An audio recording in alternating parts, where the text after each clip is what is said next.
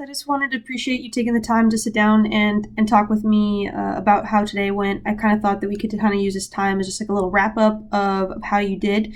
And so I first really just want to start with I really appreciated and liked how you talk to your patients in a way that they understand. I think sometimes with our profession, some clinicians might throw a lot of medical jargon out there, but you gave her some really great feedback on some things that she was doing well, and then how to kind of change it.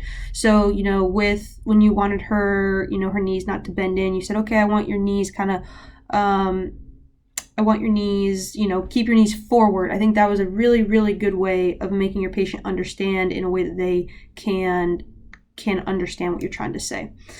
Second of all, I really liked how you validated how, she explained that it was hard with now having the ball stimuli, and you validated that. And I think that's really important. And, you explained that must be difficult, and that was a really good way to get your patients to understand that, wow, this might be difficult, and that you understand that as well by giving them validation and empathetically listening to them.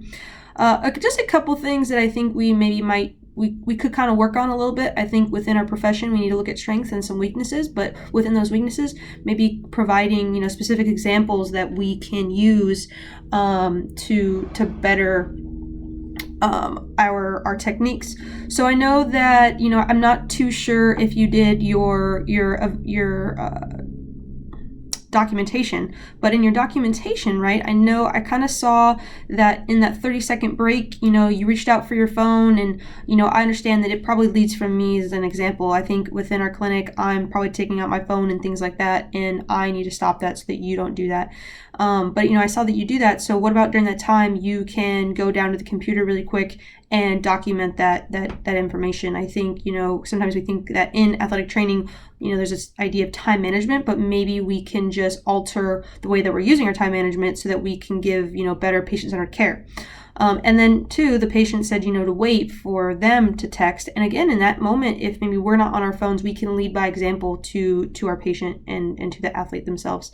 And also maybe explain to them that, per HIPAA, she could have been taking a picture of Zach or something like that, and that could get her in trouble, and they can get you in trouble. And I think, again, it comes down to patient safety and the best patient-centered care. So you can, use that time to explain that would be really important. And then I think, I think that those are just kind of two specific things. I think if you have any questions, I would love, or feedback as well, as maybe things that I can do, or we can better have this conversation or anything like that.